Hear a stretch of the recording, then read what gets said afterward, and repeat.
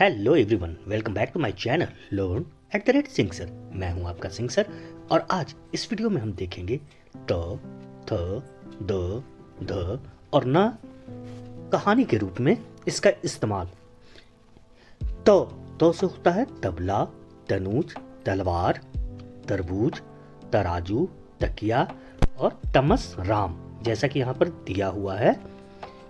इतने सारे शब्द दिए हुए हैं। चलिए इसे कहानी के रूप में जानने की कोशिश करते हैं। कहानी इसका क्या है कि तनुज ये है, इसका नाम क्या है? तनुज क्या कर रहा है? तनुज ने तालाब के किनारे तकिया व तलवार रखी। तनुज ने तालाब के किनारे क्या रखा? तकिया और तलवार। तकिया यहाँ है और तलवार यहाँ है। ये क्या है? तालाब यानी पॉन्ड।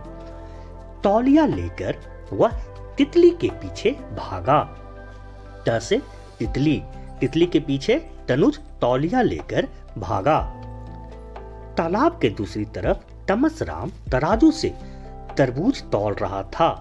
तमसराम ये इसका नाम है। तमसराम क्या कर रहा था? तराजू से तराजू जमे बड़ी ऊ की मात्रा तराजू पे क्या तौल रहा था? तरबूज। तभी उसने देखा कि एक तोता ताला लेकर दूर रखे तबला की तरफ जा रहा था। ये तोता क्या लेकर के जा रहा था? ताला। और कहां? दूर रखे तबला के पास।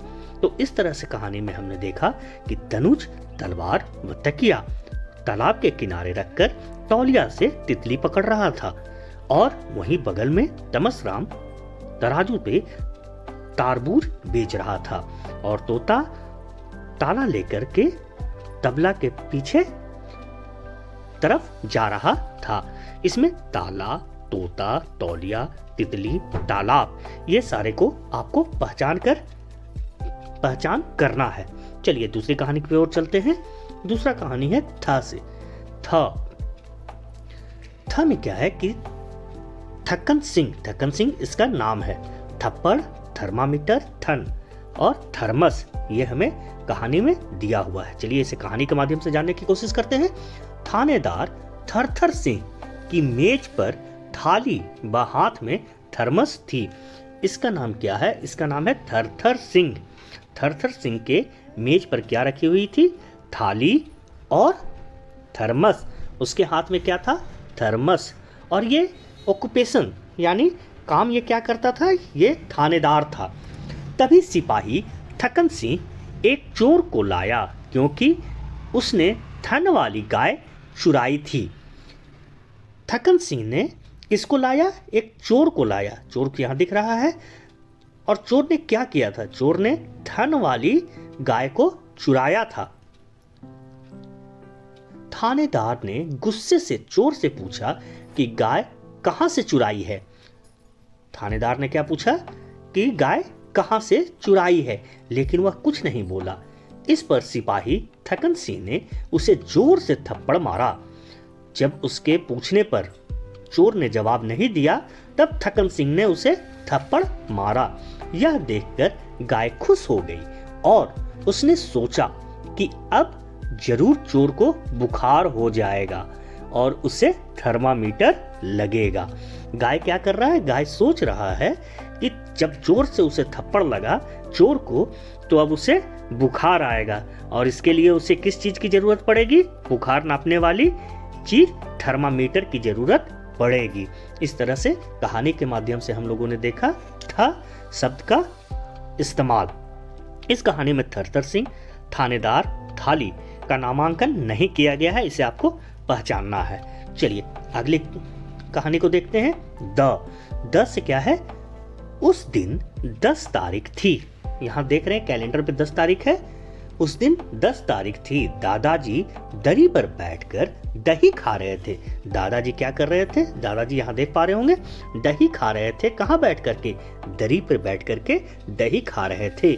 उनकी दवाई भी वहीं रखी थी। पास में बैठा हुआ दर्जी उनका कुर्ता सिल रहा था। उनका कुर्ता कौन सिल रहा था? पास ही में बैठा हुआ दर्जी। दर्जी का काम क्या होता है? कपड़े सिलना। दर्जी के पास मेज पर एक दवात की शीशी रखी हुई थी। दवात क्या होता है? जिसमें इंक डाल करके हम लोग लिखते हैं, उसे दवात कहते हैं। दवात रखी हुई थी तथा दरवाजा खुला हुआ था। यहाँ देख रहे हैं कि दरवाजा खुला हुआ था। दर्जी अपना काम कर रहा था। दर्जी कपड़े सिल रहा था दादाजी का, और दादाजी दही खा रहे थे दरी पर बैठ के। और दिन कौन सा था? 10 तारीख। चलिए, इस तरह से हम लोगों ने द का इस्तेमाल कहानी के रूप में देखा। आगे चलते हैं। ध, धनंजय, धनुष, धनिया, धक्का, धरती, धन, धनपत, ये सारे शब्द हैं दिए हुए। चलिए इसे कहानी के माध्यम से जानने की कोशिश करते हैं। ध, एक दिन बहुत तेज धूप थी। ये क्या है? बहुत तेज धूप थी। धनंजय धनुष लेकर धनिया खरीदने के लिए गया था। धनंजय क्या किया था? इसका नाम धनंजय है, और ये धनुष लेकर के कहाँ गया था? धनिया खरीदने गया था। पास ही में खड़े धनपत ने एक व्यक्ति को बहुत जोर से धक्का दिया। पास में धनपत इसका नाम है, क्योंकि ये धक्का दे रहा है। और किसको धक्का दिया? पास ही में खड़े धनपत ने एक व्यक्ति को, इसका नाम नहीं दिया हुआ है, तो एक व्यक्ति को धनपत ने धक्का दिया, और वो बहुत जोर से धक्का दिया। उसके थैले में बहुत सा धन था, और धक्का लगने से सारा धन धरती पर गिर गया। उसके थैले में क्या था? धन, यानी पैसा। पैसा धक्का लगने से वो कहाँ गिर गया? धरती पर। इस तरह से ध का इस्तेमाल हम लोगों ने देखा कि कहाँ कहाँ हुआ है कहानी के माध्यम से। आगे चलते हैं। न से है नकुल नहाना चाहता था, पर नल में पानी कम होने के कारण वह पास में बह रहे नदी जिसमें एक नाव खड़ी थी नहाने लगा। नकुल क्या करना चाहता था? नकुल यहाँ देख पा रहे होंगे, नहाना चाहता था, लेकिन नल से पानी नहीं गिर रहा था। न से नल, न से नकुल, तो वो नहाने के लिए कहाँ चला गया? नदी में, पास ही में नदी में चला गया। अब देखते हैं क्या होता है। और उस नदी में क्या था? उस नदी में नाव रखी हुई थी। नकुल नाना नानी उसे ढूंढते हुए वहां पहुंचे। नकुल के नाना नानी कहाँ पहुंचे? ये है नाना, ये है नानी। नकुल को ढूंढते हुए नदी के किनारे पहुंचे। नदी के इस किनारे पर एक नथ पड़ी हुई थी। नदी के इस किनारे पर क्या पड़ी हुई थी? नथ। नथ ये रहा, नथ पड़ी हुई थी। और दूसरे किनारे पर कुछ लोग मस्ती में नाच रहे थे। आप देख पा रहे होंगे कि दूसरी ओर मस्ती में कुछ लोग नाच रहे थे। तो इसमें बहुत सारे शब्द नहीं दिए हुए हैं, जिसे आपको फाइंड आउट करना है। कौन कौन से शब्द नहीं दिए हुए हैं?